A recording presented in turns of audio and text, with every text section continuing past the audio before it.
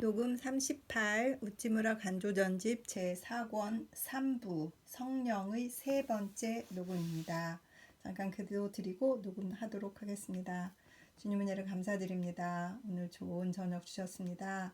하나님, 이 조용한 풀립 말씀방, 풀립 녹음방에서 이렇게 주님과 단둘이 앉아 우리 예수 그리스도께서 귀하고 귀하게 남겨주신 우리와 함께 계시는 성령에 대해서 읽기를 원하고 있습니다. 확실히 이해하고 확실히 나에게 있는 이 신앙의 상태가 어떤 것인가 확인할 수 있게 도와주심을 진심으로 감사드립니다. 위대한 사상가를 딱 집으셔서 그분을 사용하시고 그의 평생을 책임지셨습니다. 하나님, 위대하신 우찌무라 간조 선생의 사상이 그의 글을 통하여서 100년이 넘게 120년이 넘게 이렇게 우리에게 영향을 끼친 것을 볼 때에 위대하고 위대하신 우리 주님의 귀하신 역사를 보게 됩니다. 하나님, 이 리딩을 듣는 한 형제나 한 자매라도 그들의 신앙에 도움이 되고 발전이 되며 그들의 성서 읽기가 더 풍성해지기를 위하여서 주님 기도드립니다. 이 책 리딩을 단 한 분이라도 주님께서 택하신 예정하신 한 분의 영혼에게라도 잘 전달될 수 있도록 주께서 꼭 도와주시옵소서. 감사드리오며 고맙고 고마우신 우리 주 그리스도 예수님 이름 받들어 기도드렸사옵나이다.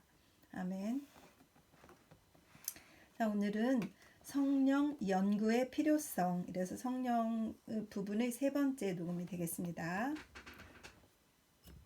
성령에 관한 연구. 기독교에는 3대 진리가 있다. 그런데 그 하나하나가 모두 인간의 상상을 초월하는 것들이다. 이를 깊이 연구해 보면 어느 것이나 위대한 혁명적인 진리임을 뚜렷이 알게 될 것이다. 첫째 진리는 하나님은 힘이 아니라 법칙이 아니라 바로 사랑이신 아버지라는 사실이다. 이것은 확실히 혁명적인 큰 진리다. 기독교의 전부가 이 속에 포함된다고 말하고 싶을 정도로 큰 진리이기 때문에 많은 사람들은 이 진리가 너무나 큰데 현혹되어서 이것만을 파악하고 나머지는 기독교에서 완전히 떼어내버리려 하고 있다. 그러나 이 진리가 아무리 크더라도 복음이 이것으로 끝나는 것은 아니다. 두 번째 큰 진리가 있다. 그것은 예수 그리스도는 사람이 아니라 최대의 위인도 아니라 바로 하나님 자신이라는 사실이다.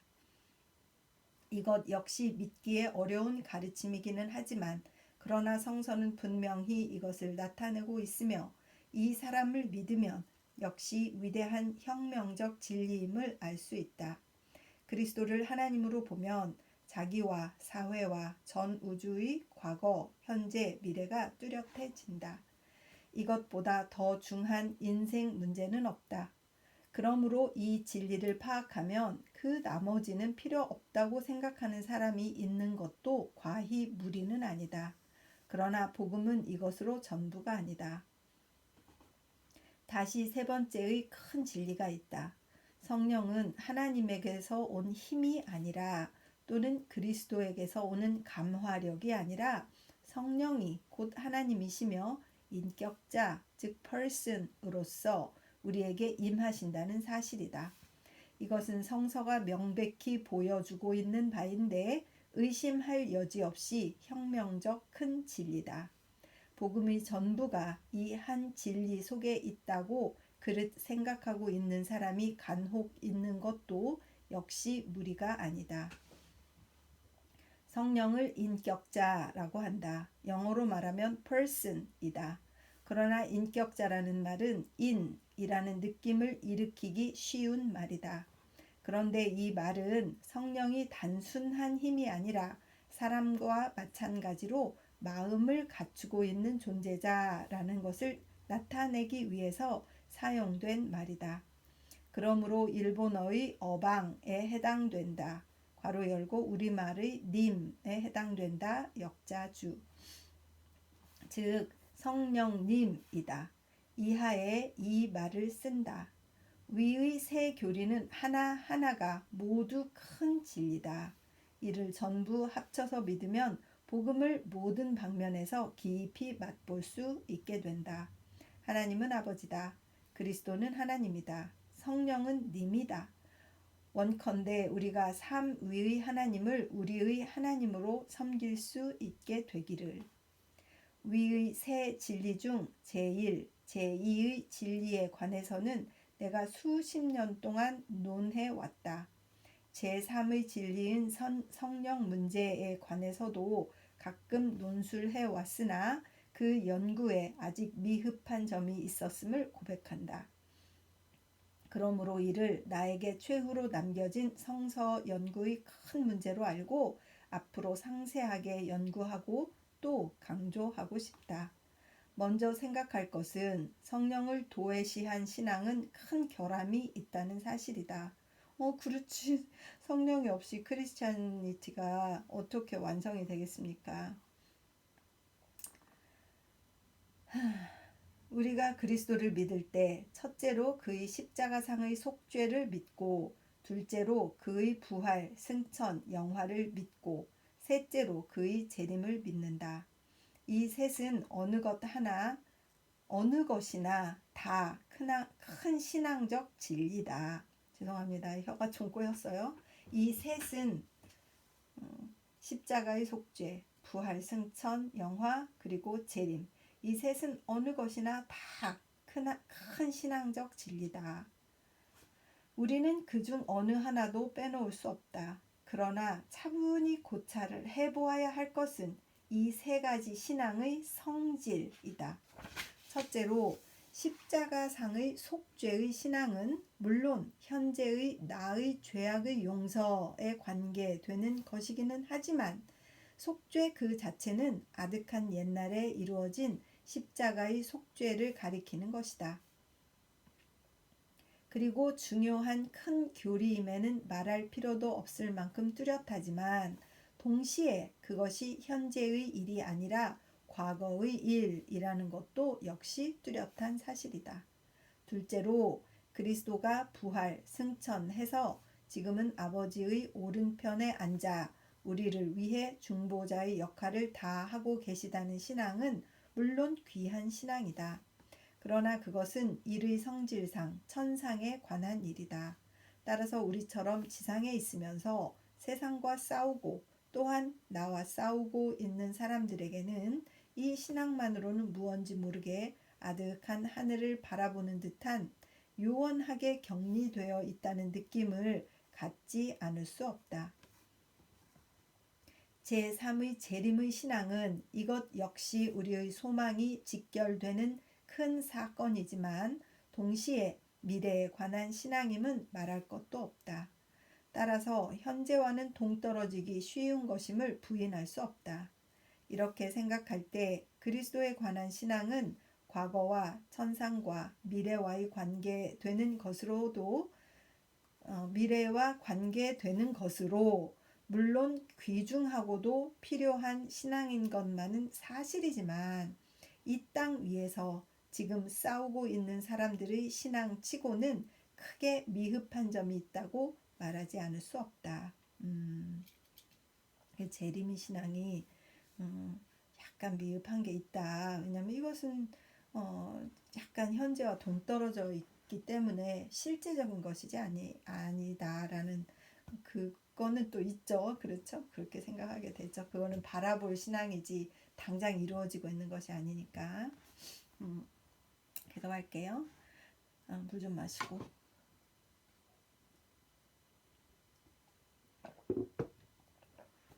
그렇다면 우리는 이 부족을 어떻게 할 것인가? 부족한 그대로 그냥 있을 수는 없다. 어떻게 해서든지 이 결함을 메우지 않으면 안 된다. 그런데 감사하게도 하나님께서 성령을 우리에게 보내셔서 이 결함을 메우고도 남음이 있게 하셨다. 성령은 지금 땅 위에 있는 우리 안에 계시면서 그리스도의 속죄의 효과를 실질적으로 나타내셔서 그의 위로를 전하시고 그가 훗날에 다시 오실 때까지 우리의 소망을 양육하고 지금 이 땅 위에서 그리스도를 대신해서 우리를 인도하고 보호하고 가르치고 길러주시는 것이다. 바꾸어 말하면 성령은 오늘날 땅 위에 있는 우리들의 지도자요, 위로자요, 동시에 구주시다. 그러므로 성령을 믿고 받아들이면 우리의 신앙은 현재적으로 굳세어질 것이며 지금 현실에서 하나님의 능력을 느끼는 행복을 맛볼 것이다. 그런데 현실에서 능력을 느낀다는 것은 복음을 믿는 사람에게는 꼭 있어야 할 일이다. 따라서 성령을 받는다는 것이 얼마나 중요한가를 알 수 있다. 그러므로 성령을 받지 않고는 실제로 복음을 믿고 그 명하는 바를 지킨다는 것은 불가능하다. 그렇지. 성령이 없이 자기 힘으로 하는 것은 한계가 꼭 있잖아요. 예를 하나 들어서 말해보자. 내 이웃을 내 몸과 같이 사랑하라. 마태복음 22장 34절 이하는 것은 주님이 둘째로 큰 계명으로 주신 것이다. 둘째 계명이죠. 내 몸을 내 이웃과 같이 사랑하라. 이 간단한 기독교 도덕조차도 성령을 의지하지 않고는 완전히 지킬 수가 없는 것이다. 지킬 수가 없고 말고요. 아이고, 이웃을 내 몸과 같이 사랑하는, 이거 아는 척도 안 하는데, 아휴, 찔려. 우리가 때로는 지상에 계실 때의 그리스도의 생애를 본받고자 이 사랑의 계명을 실천하려고 결심한다. 또는 그리스도를 우러러 보고 그 도움을 받아 사람을 사랑하려고 노력한다. 혹은 또한 미래에 나타날 그의 영광을 기다림으로써 사랑의 덕을 실천해 보려고 노력한다. 그 어느 것이나 쓸데없는 노력은 아니지만 그러나 이런 것으로는 도저히 사랑을 힘있게 실천할 수는 없는 것이다. 사랑의 실천을 촉진하시는 분은 성령 자신이다.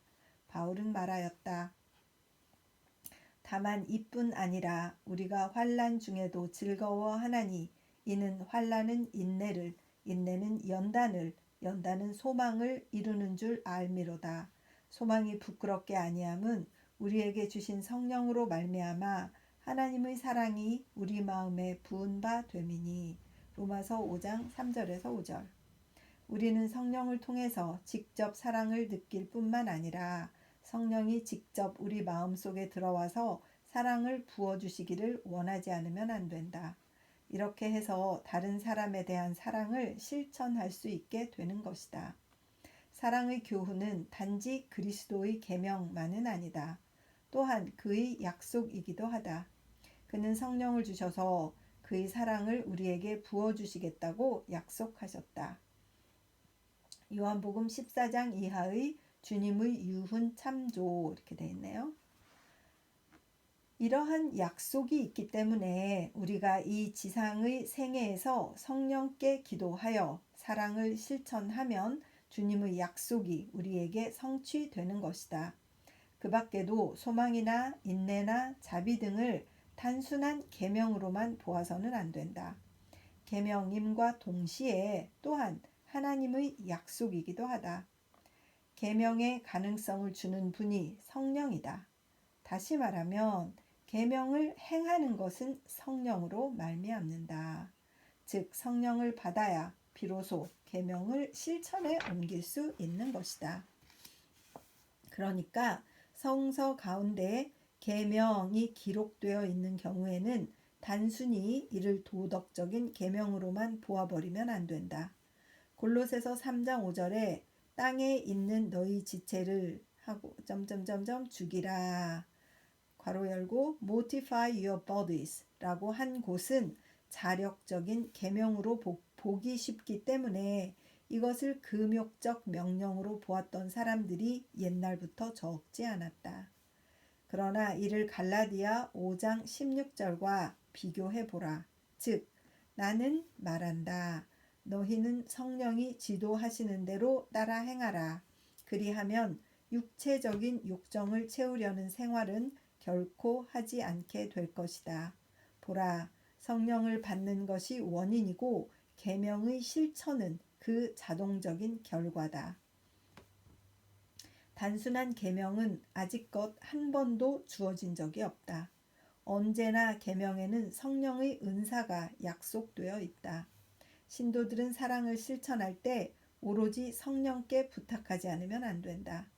하나님은 성령께 의지하라고 가르치고 계신다. 성령께 의지하여 하나님의 계명을 지키고자 할 때 비로소 그의, 즉 하나님의 계명은 무거운 짐이 아니다. 요한일서 5장 3절이라고 말할 수 있다. 만일 성령에게 의지하지 않고 그리스도의 계명을 행하려고 노력한다면 이것은 모세의 율법보다 더 무거운 짐이 될 것이다. 아무도 그것을 감당해낼 자가 없을 것이다. 성령은 인격자이시다. 그분이시다. 우리가 이 성령께 의지하지 않고는 이러한 연약한 육신을 가지고 이 죄악의 세상을 이길 수가 없다. 성령이 계시기 때문에 복음이 땅 위에서 실천될 수 있는 힘이 된다. 성령을 도외시한 신앙에도 아름다운 점, 부러운 점이 없지는 않다. 그러나 성령이 함께 하셔야 비로소 신앙은 승리를 가져올 수 있는 것이 된다. 우리는 간절히 성령의 은사를 사모하고 구해야 한다. 그렇다. 성령의 은사를 간구해야 한다. 크리스천이란 어떤 사람을 가리키는 말인가? 소위 그리스도의 정신을 지닌 사람이라고 해서 반드시 크리스천은 아니다. 또는 성서나 기독교에 관해서 풍부한 지식을 갖추고 있는 사람이 반드시 크리스천은 아니다. 크리스천이란 그리스도 자신이 와서 그 안에 머물러 계시는 사람을 가리키는 말이다.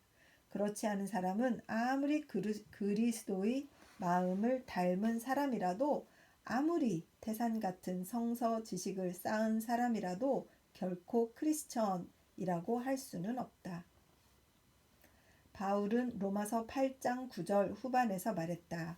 그리스도의 영을 가지고 있지 않은 사람은 그리스도의 사람이 아니다 라고. 이런 경우의 그리스도의 영이란 그의 정신을 가리키는 것이 아니다. 하나님이 그리스도를 통해서 보내주시는 성령을 가리켜 말하는 것이다. 그것은 같은 절의 전반에서 하나님의 영이 너희 안에 살아 계신다면 너희는 육에 속한 사람이 아니라 영에 속한 사람들이라고 한 말과 비교해보면 금방 알 수 있을 것이다.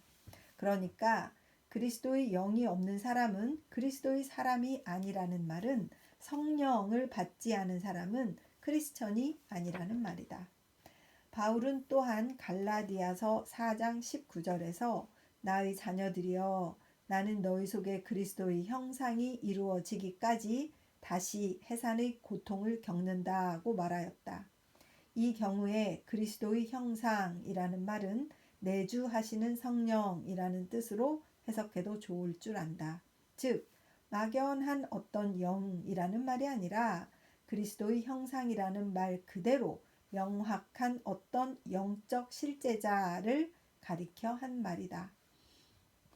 바울은 성령이 확실히 갈라디아 신자들의 마음속에 임하시기까지는 만족하지 않겠다고 말하였다. 이런 바울의 말을 보더라도 크리스천이란 성령이 그 안에 와 계신 사람을 가리키는 것이 분명한 사실이다. 이것은 오직 바울만 그렇게 주장한 것이 아니다. 주 예수께서도 바로 그렇게 약속하셨다. 요한복음 14장 23절에 누구든지 나를 사랑하는 사람은 내 말을 지킬 것이다. 그리하면 내 아버지께서 그를 사랑하실 것이요 아버지와 나는 그에게 가서 그와 함께 살 것이다 라고 하였다.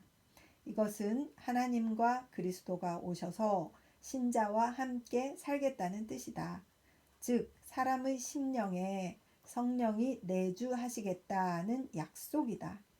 그리스도를 사랑하여 성령이 임하여 사시는 바가 되어야 비로소 크리스천이 된 것이다.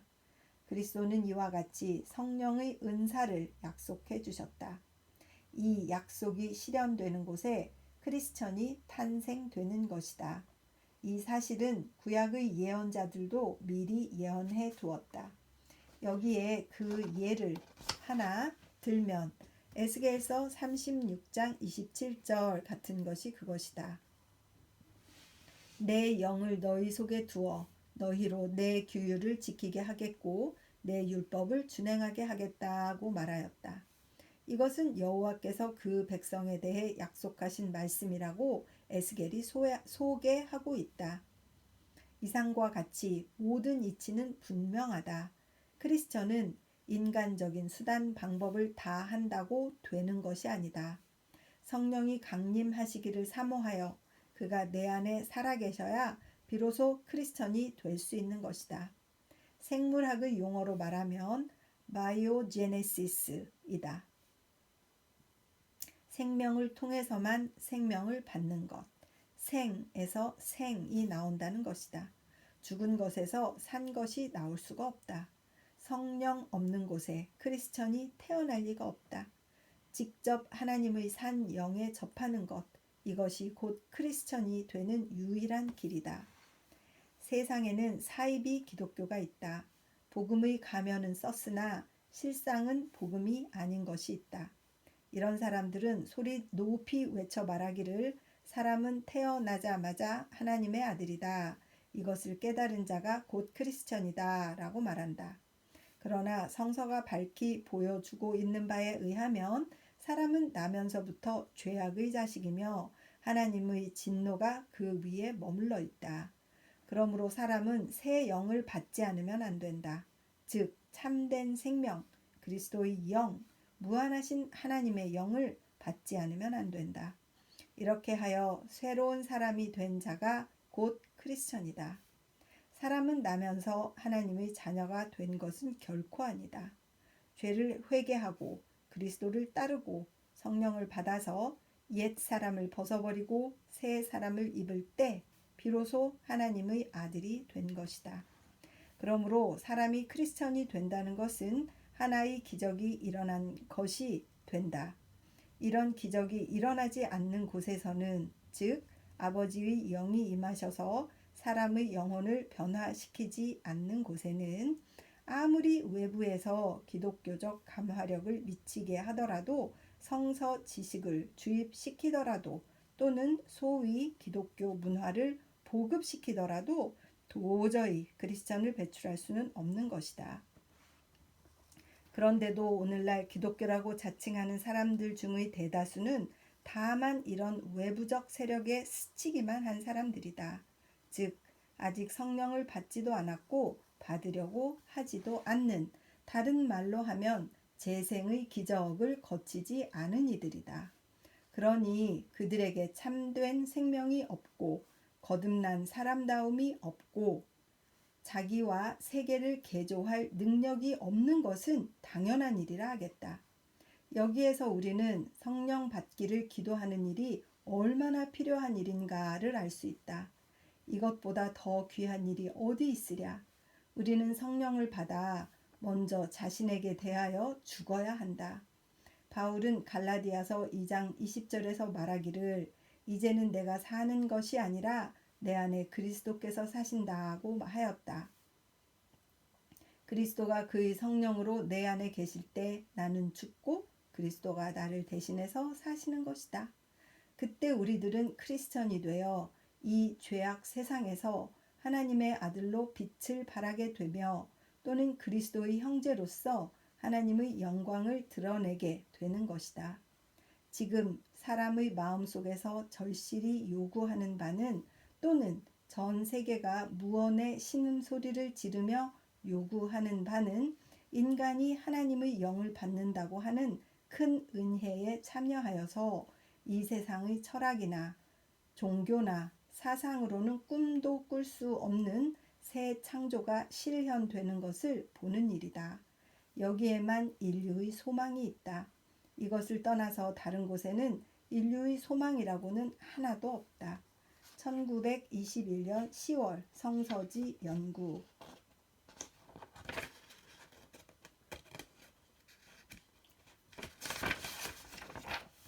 성령의 진화. 성령의 진화.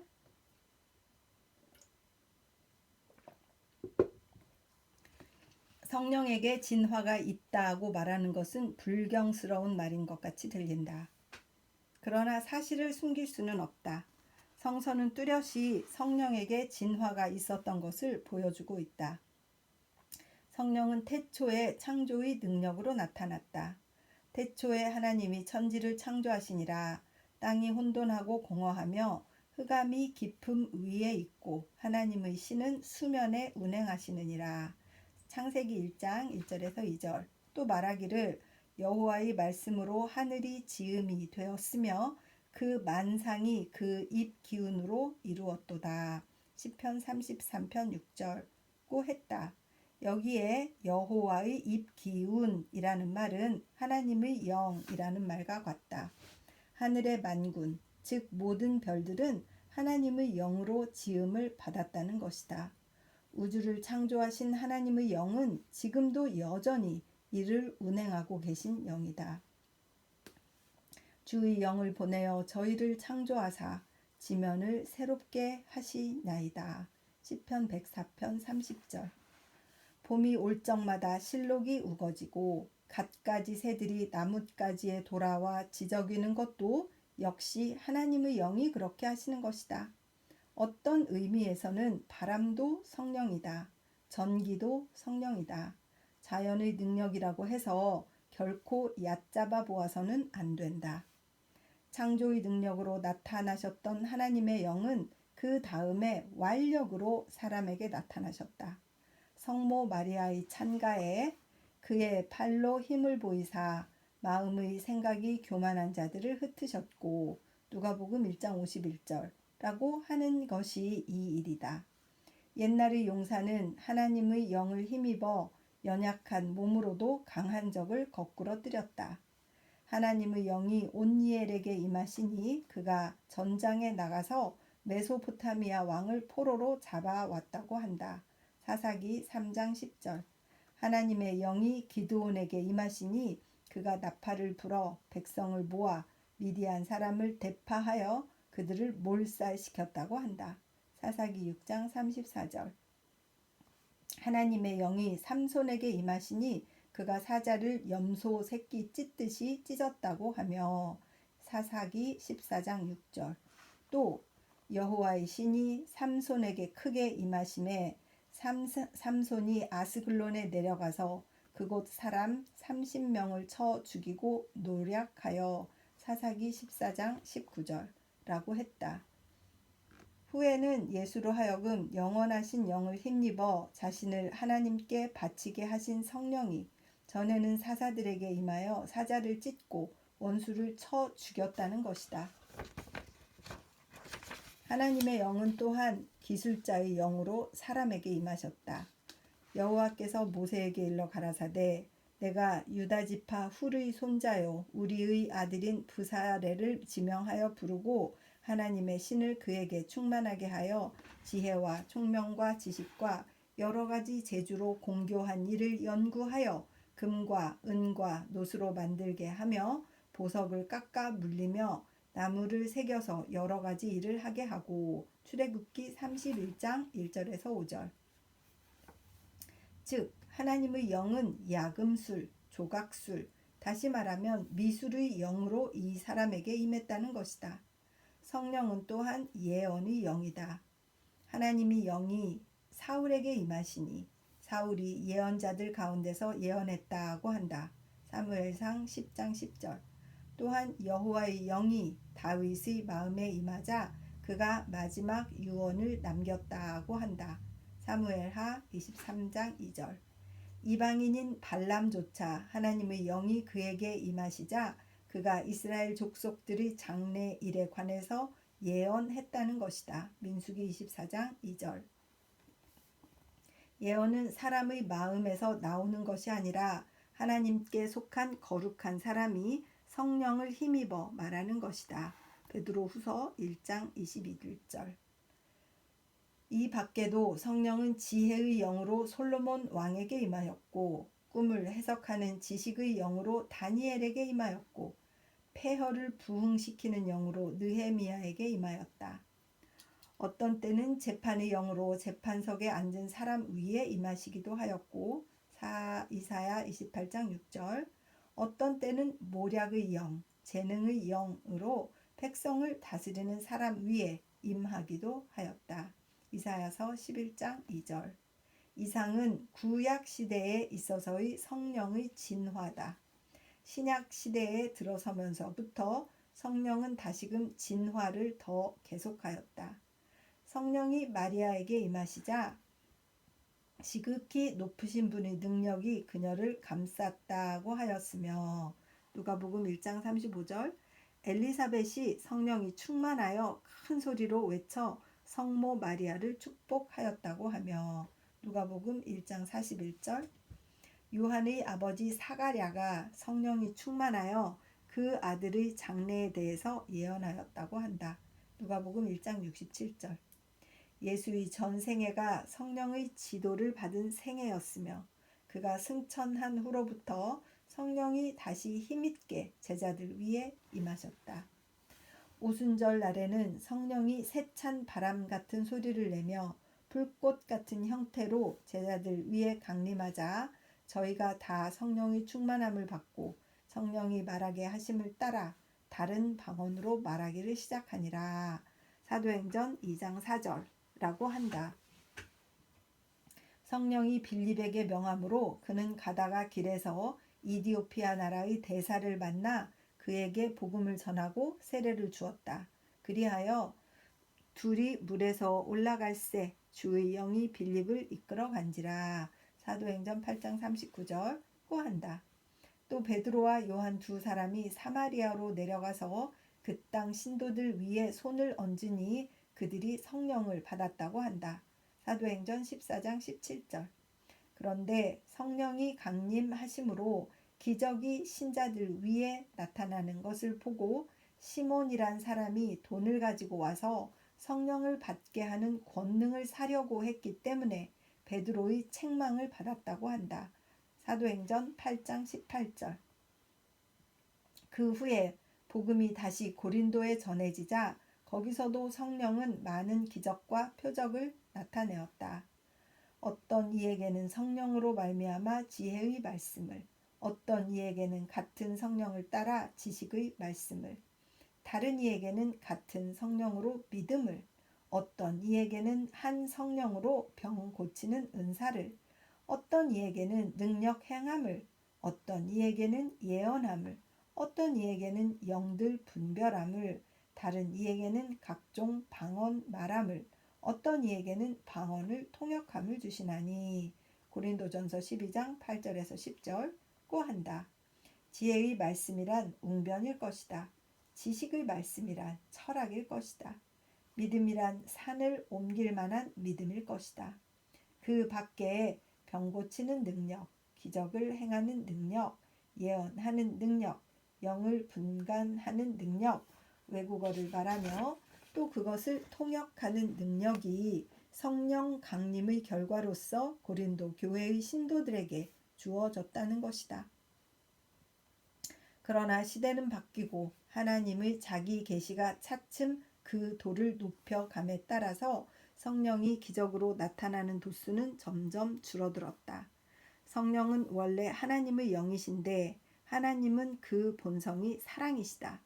그런데 사랑은 특수한 경우에는 기적과 표적으로 나타나는 수도 있지만, 그러나 사랑의 특성은 간헐적이 아니라 항구적인 것이다. 사랑은 겉으로 나타나기를 꺼리고 속으로 파고들기를 좋아한다. 사랑은 떠들썩한 것을 싫어하고 조용한 것을 사랑한다. 그러므로 성령의 최고의 발현은 틀림없이 이러한 항구적이고 조용한 강림일 것이다. 성령이 사랑으로 사람의 마음속에 나타나시기 전에는 성령은 아직 그 본체를 사람 속에 채워주시지 않았다고 보아야 한다. 그런데 그리스도가 세상에 강림하신 주 목적은 그와 같은 아름다운 형태로 성령을 사람들의 마음속에 부어주시기 위함이었다. 성령은 그리스도 안에서 성화되었다고 말할 수가 있다. 한때는 사람을 죽이던 영이 그리스도 안에서 사람을 살리는 영이 되어 나타났다. 그리스도 안에서 성령은 재능의 영이라기보다는 도리어 상식의 영이었다. 기적을 행하는 능력이라기보다는 오히려 환난을 견디는 힘이었다. 예언하는 영이라기보다는 오히려 감사하는 영이었다. 그리스도 안에서 성령은 소수의 천재에게나 임하는 영이 아니라 다수의 평범한 사람에게 임하는 영이 되었다. 성령은 항구적으로 그리스도 위에 머물러 계셨다. 마치 만년설에서 흐르는 골짜기 시냇물처럼 끊임없이 맑게 흐르는 생명의 물이 그에게서 흘러나오게 되었다. 그래서 바울은 말하였다. 우리에게 주신 성령으로 말미암아 하나님의 사랑이 우리 마음에 부은 바 됨이니. 로마서 5장 5절라고 하였다. 그리고 성령이 맺는 열매는 사랑과 기쁨과 평화와 인내. 갈라디아서 5장 22절라고. 그리고 만일 우리가 성령으로 살면 또한 성령으로 행할지니 헛된 영광을 구하여 서로 격동하고 서로 투기하지 말지니라. 갈라디아서 5장 25절 26절. 또한 천국이 무엇인가에 대해서도 말하였다. 하나님의 나라는 먹는 것과 마시는 것이 아니오 오직 성령 안에서 의와 평강과 희락이니라. 로마서 14장 17절.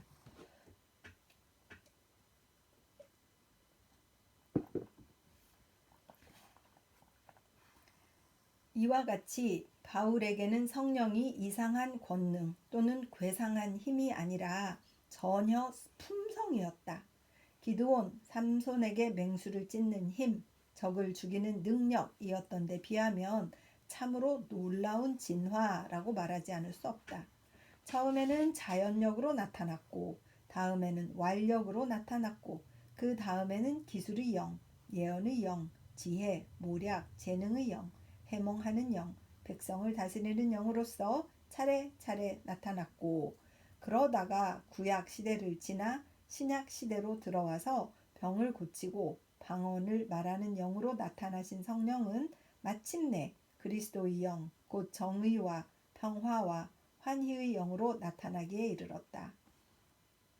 이것이 내가 말하는 성령의 진화다. 물질 세계에서 볼 수 있는 진화보다 더한 진화다. 나는 영계의 과거를 회상해보고 그 진보가 너무도 큰 데에 놀라지 않을 수 없다. 그러나 사람들은 말한다. 성령이 옛날에는 임했지만 지금은 임하지 않는다. 또 임한다 하더라도 아주 드문 일이라고. 또 많은 신자들은 오순절이 다시금 되풀이 되기를 원하며 성령이 세찬 바람이 부는 것 같은 소리를 내며 불꽃처럼 그들 위에 임하시기를 기도한다. 그러나 이는 하나님의 섭리를 깨닫지 못하는 데서 오는 무익한 기원이다.